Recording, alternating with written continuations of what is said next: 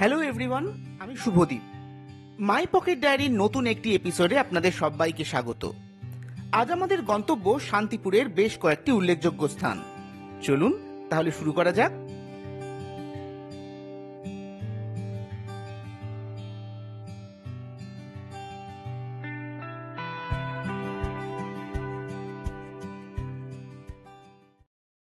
আজ 23শে অগস্ট, শনিবার।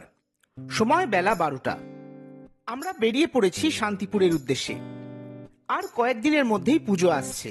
চারদিকে পুজোর প্রস্তুতিও টুকটাক শুরু হয়ে গেছে।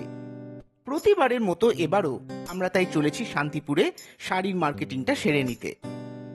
এয়ারপোর্ট পেরিয়ে বেলঘরিয়া এক্সপ্রেসওয়ে ধরে খানিকটা এগিয়ে আমরা ধরে নিলাম রিসেন্টলি ওপেন হওয়া কল্যাণী এক্সপ্রেসওয়ের কানেক্টর। এয়ারপোর্ট থেকে বারাসাত হয়ে NH-12 ধরে আমরা আগেও গিয়ে দেখেছি। কল্যাণী এক্সপ্রেসওয়ে দিয়ে গেলে জার্নি কম্পারেটিভলি স্মুথ হয়। সময় দুপুর 2:30। চলে এসেছি শান্তিপুরের হরিপুরে। মার্কেটে যাওয়ার আগে আমরা দর্শন করতে এসেছি শান্তিপুরের একটি বহু প্রাচীন কালী মন্দির। এই মন্দিরটি সম্প্রতি সংস্কার করা হয়েছে। স্থানীয় মানুষরা এক ডাকে এই মন্দিরকে দক্ষিণেশ্বরের মন্দির বলেই চেনেন। শান্তিপুরের হরিপুর মাঝের পাড়ায় অবস্থিত এই মন্দির প্রায় 400 বছরের পুরনো। শান্তিপুর স্টেশন থেকে অটো বা টোটোতে মিনিট 15 মধ্যেই পৌঁছে যাওয়া যায় এই মন্দিরে।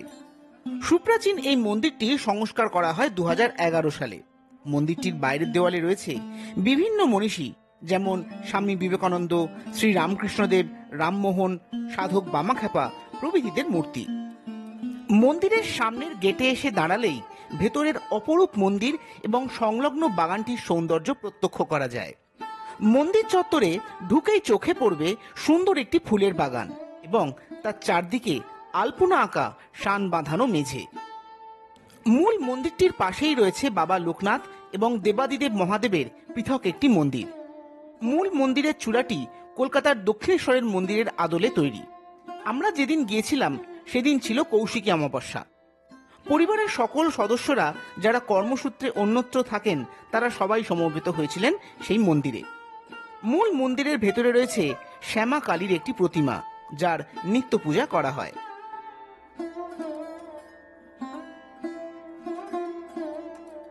সমগ্র মন্দির চত্বরটি অত্যন্ত যত্ন সহকারে সাজানো। মন্দিরের ভেতরের দেওয়ালে ফুটিয়ে তোলা হয়েছে বিভিন্ন দেবদেবী ও পৌরাণিক ঘটনার চিত্র। রয়েছেন শ্রীকৃষ্ণ, চৈতন্যদেব, ভগবান বিষ্ণুর বিভিন্ন অবতার, বজরঙ্গলী ও মহাদেব এবং আরো অনেকে। বাগানটির চারধারে রয়েছে বসার জন্য সুদৃশ্য কালারফুল বেঞ্চ। ভেতরের প্রতিটি দেওয়ালে রয়েছে অপূর্ব সব পেন্টিংস এবং লাল টেরাকোটার ন্যায় শিল্পকর্মের ছোঁয়া। আমরা যে সময় গিয়েছিলাম তখন ছিল মায়ের দুপুরবেলার ভোগ আরতির সময়। প্রসাদ হিসেবে পেলাম খিচুড়ি, আলুর দম এবং রসমালাই। সেখানে গিয়ে ওনাদের পরিবারের অনেকের সঙ্গেই পরিচয় হলো। বড় আন্তরিক ব্যবহার তাদের। সব মিলিয়ে খুব খুব ভালো অভিজ্ঞতা হলো। ইচ্ছে রইল আবারও কখনো এই মন্দিরে যাওয়ার।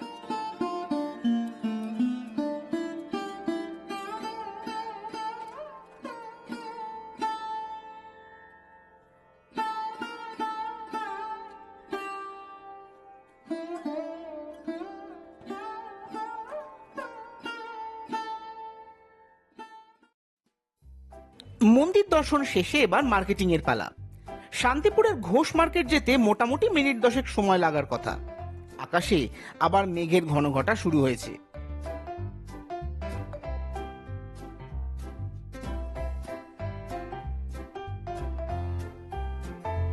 খানিকক্ষণের মধ্যেই আমরা পৌঁছে গেলাম ঘোষ মার্কেটে। এখানে রয়েছে অসংখ্য শাড়ির দোকান। ঢুকে পড়েছি তারই একটি দোকানে। ওনাদের কাছে অ্যাভেলেবেল থাকে বিভিন্ন রকমের ভ্যারাইটি অফ রেঞ্জের শাড়ি।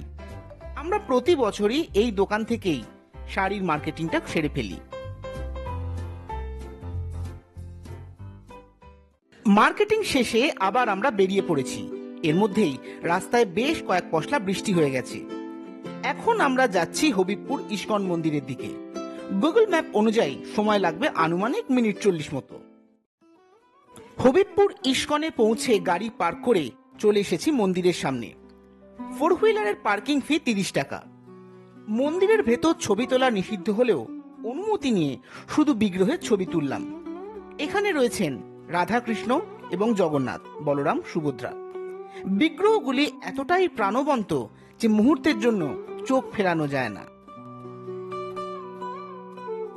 স্থানীয় কয়েকজন ভক্ত পরিবার ও বৈষ্ণব মহলের সহযোগিতায় এই মন্দিরের সূচনা হয়। শ্রীকৃষ্ণ ভক্তির বিস্তার এবং গ্রামের মানুষকে ধর্মীয় ও সাংস্কৃতিক ভাবে একত্রিত করাই ছিল এই মন্দির প্রতিষ্ঠার উদ্দেশ্য।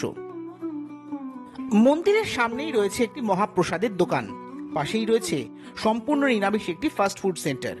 সেখান থেকে আমরা নিয়েছিলাম ভেজ বিরিয়ানি, যার মূল্য 100 টাকা পার প্লেট। টেস্ট আমার মতে যথেষ্টই ভালো। প্রথম দিকে এখানে নামগান, ভাগবত পাঠ, কীর্তন ইত্যাদি চলত।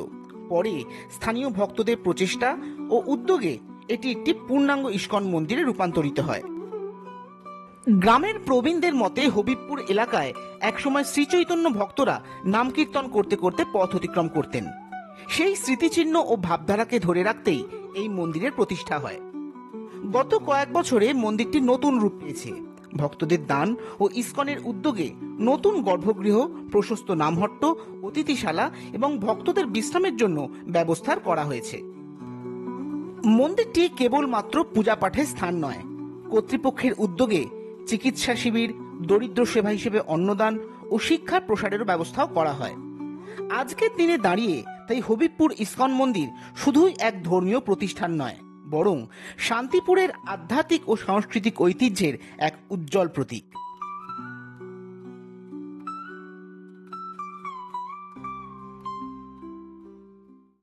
ইস্কন থেকে বেরিয়ে এবারের গন্তব্য শ্রী জগদীশ পণ্ডিতের জগন্নাথ মন্দির। পৌঁছতে সময় লাগবে প্রায় 45 মিনিট। একজন বাইক রাইডারকে দেখলাম তার পোষ্য কুকুরটিকে নিয়ে চলেছেন নিজের গন্তব্যে। বাইকের পেছনের সিটে পোষ্যর জন্য বানানো একটি সিটে সেও দিব্যি বসে আছে। এখন সময় প্রায় 6:30। বৃষ্টির কারণে এদিককার রাস্তার অবস্থা খুব একটা ভালো নয়। প্রচুর গর্ত এবং খানাখন্দ পেরিয়ে অবশেষে আমরা পৌঁছলাম জগদীশ পণ্ডিতের মন্দিরে।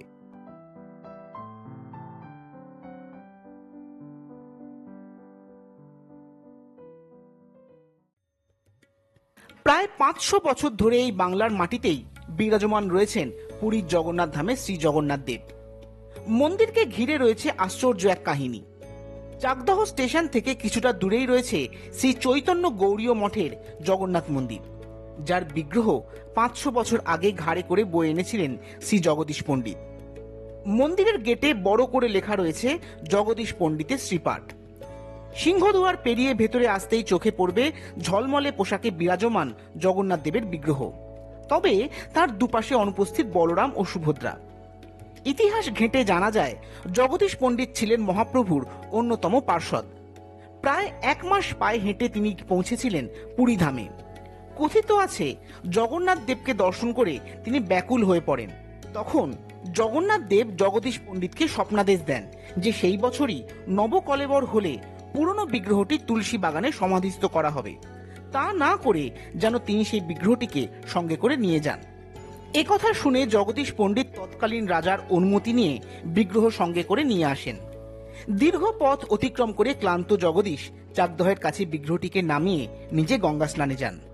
ফিরে এসে পুনরায় বিগ্রহটিকে ওঠানোর চেষ্টা করলে ব্যর্থ হন এবং ভগবানের ইচ্ছায় ও রাজা কৃষ্ণচন্দ্রের সহযোগিতায় সেখানেই প্রতিষ্ঠিত হয় জগন্নাথ দেবের এই মন্দির।